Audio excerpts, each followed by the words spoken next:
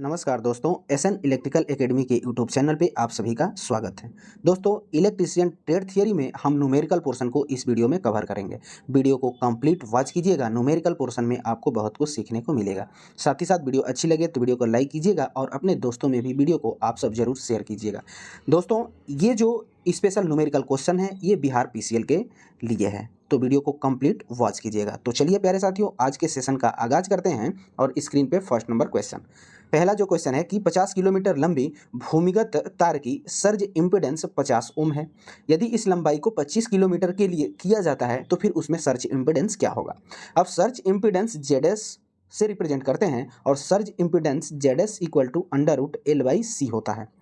अब surge impedance फार्मूले के अकॉर्डिंग जब आप देखेंगे तो ये किस पे डिपेंड करेगा, तो L यानी इंडक्टर पर और C कैपेसिटर पे। सर्ज इम्पीडेंस जो होता है वो इंडक्टर और कैपेसिटर पे ही डिपेंड करता है। अब इसमें जिक्र किया है कि लंबाई, तो सर्ज इम्पीडेंस लंबाई पे डिपेंड नहीं होता है, तो उसकी लंबाई चाहे आप घटाइए या बढ़ाइए, सर्ज इम्पीडेंस जो पहले था वही रहेगा।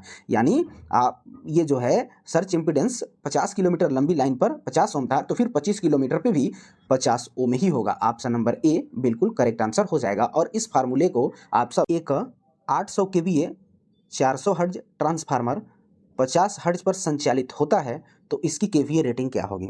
ट्रांसफार्मर है, इसकी केवीए रेटिंग, पहली केवीए रेटिंग जो है वो 800 केवीए है, पर इसकी जो फ्रीक्वेंसी है वो 400 हर्ट्ज है। अब कह रहा है कि अगर फ्रीक्वेंसी को 50 हर्ट्ज किया जाता है तो फिर केवीए रेटिंग कितना रखना पड़ेगा।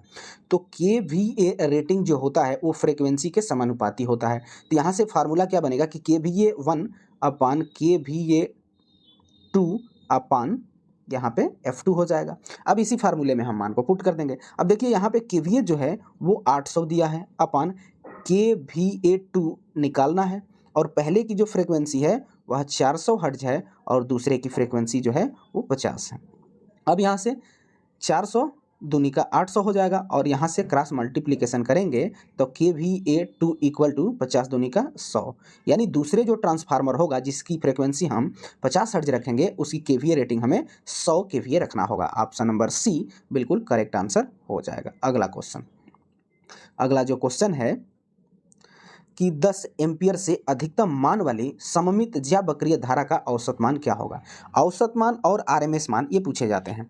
यहाँ पे एवरेज मान पूछा गया है, तो AVG equal to I max into 0.637, ये एवरेज मान पूछा है तो एवरेज इक्वल टू ये फार्मूला हो जाएगा। अब इसी में मान पुट करेंगे, आई मैक्स यानी करंट का मैक्सिमम मान क्वेश्चन में दिया गया है 10 इंटू 0.637। अब इसमें क्रॉस मल्टीप्लिकेशन जब हम करेंगे तो कितना हो जाएगा, एक अंक के बाद दशमलव लग जाएगा, यानी 6.37 एम्पियर करंट का मान हो जाएगा। यानी ऑप्शन नंबर डी बिल्कुल करेक्ट आंसर हो जाएगा। इसमें आरएमएस मान भी पूछा जाता है, तो अगर करंट के रूप में ही आरएमएस मान अगर हमसे पूछे तो IRMS इक्वल टू हो जाएगा आई मैक्स इंटू 0.707, ये आरएमएस मान के केस में ऐसे हो जाएगा। अगला क्वेश्चन, अगला जो क्वेश्चन है कि 0.5 मीटर लंबा एक चालक 30 मीटर पर सेकंड के वेग से 2 टेस्ला घनत्व के एक समान चुंबकीय क्षेत्र में संचालित है।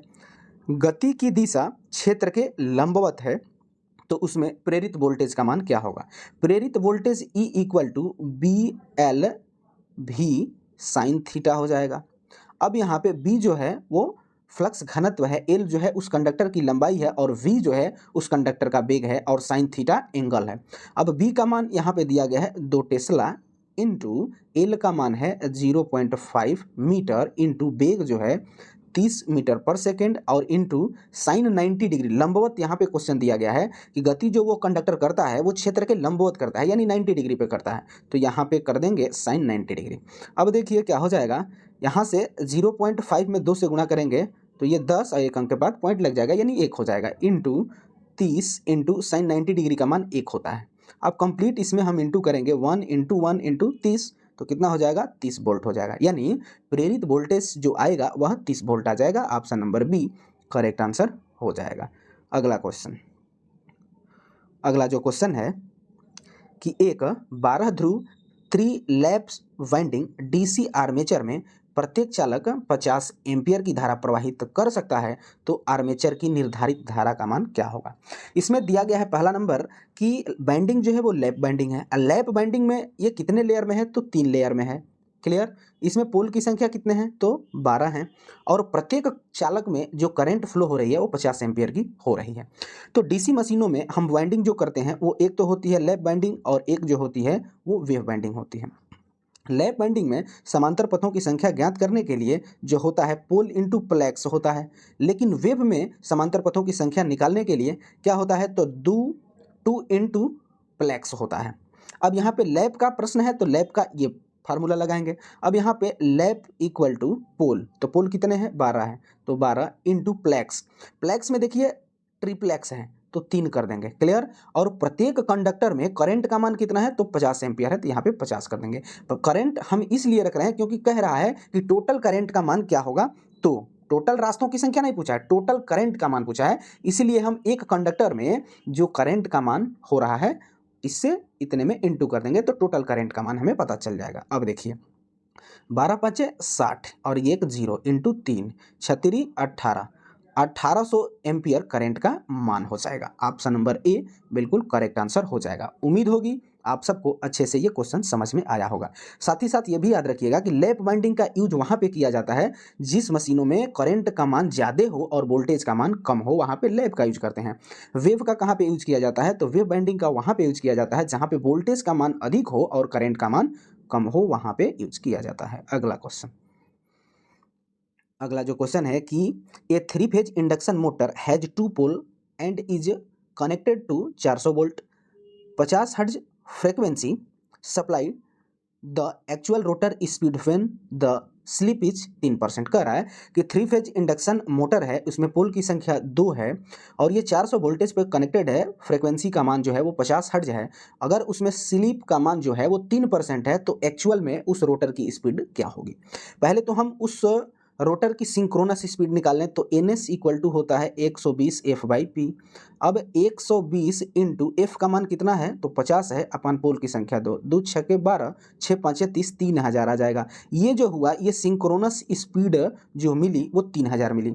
अब इस पर वो कह रहा है कि 3% का स्लिप है तो इसका 3% निकाल दीजिए। 3000 का 3% जब आप निकालेंगे तो बटा 100 कर देंगे। अब 2 जीरो से ये 2 जीरो मारा जाएगा, तितरी का 9 यानी 90 आरपीएम स्लिप हो जाएगा। तो अब उस रोटर की एक्चुअल स्पीड क्या होगी तो रोटर की एक्चुअल स्पीड हम कैसे निकालेंगे तो स्लिप का जो आरपीएम है उसमें से सिंक्रोनस स्पीड को माइनस कर देंगे, यानी 3000 माइनस 90 तो ये कितना हो जाएगा 2910 आरपीएम हो जाएगा। यही उस रोटर की एक्चुअल स्पीड होगी। ऑप्शन नंबर बी 1910 बिल्कुल करेक्ट आंसर हो जाएगा। अगला क्वेश्चन, अगला जो क्वेश्चन है कि what is the ripple frequency of 415 volt 50 hertz 3 phase full wave rectifier. Question कह रहा है कि रिपल फ्रीक्वेंसी का मान क्या होगा अगर वोल्टेज का मान 415 है और फ्रीक्वेंसी 50 हर्ट्ज है। 3 फेज फुल वेव रेक्टिफायर का पूछा है। तो रिपल फ्रीक्वेंसी इक्वल टू होता है, एक तो इसमें आ जाएगा हाफ वेव, एक हो जाएगा फुल वेव। फुल वेव में 2 कैटेगरी होती है, एक सेंटर होता है एक ब्रिज होता है। अब रिपल फ्रीक्वेंसी ज्ञात करने के लिए हाफ वेव में क्या होता है तो एफ होता है, मतलब इनपुट के बराबर ही फ्रीक्वेंसी होती है। लेकिन फुल वेव के सेंटर टैप्ड में इनपुट का दोगुना यानी 2f हो जाता है और ब्रिज में भी इनपुट का दोगुना हो जाता है। क्लियर। अब फुल वेव में पूछा है तो फुल वेव में 2f दोनों होते हैं। तब क्या करेंगे कि 2 into F, F input frequency कितनी है 50 है तो ये 50 कर देंगे तो यहाँ पे क्या आ जाएगा 100 हर्ट्ज। 100 हर्ट्ज तो हुआ, ये सिंगल फेज के लिए हुआ, लेकिन क्वेश्चन पूछा है 3 फेज के लिए। तो 3 फेज में क्या करेंगे कि जो ये फ्रीक्वेंसी सिंगल फेज के लिए ब्रिज में आई है इसी में हम 3 से गुणा कर देंगे तो ये 3 फेज की रिपल फ्रीक्वेंसी हो जाएगी, यानी 300 हर्ट्ज आएगा। ऑप्शन नंबर बी बिल्कुल करेक्ट आंसर हो जाएगा। अगला क्वेश्चन, अगला जो क्वेश्चन है अगला इसमें दिया कि if a power supply produce an output power 0.6 watt with an input power 0.7 watt frequency क्या होगी। क्वेश्चन कह रहा है कि अगर आउटपुट पावर जो है वो 0.6 वाट का है और इनपुट पावर जो है वो 0.7 वाट का है तो फिर इसकी इफिशियंसी क्या होगी। तो इफिशियंसी इक्वल टू होता है आउटपुट अपॉन इनपुट इंटू 100 हो जाता है।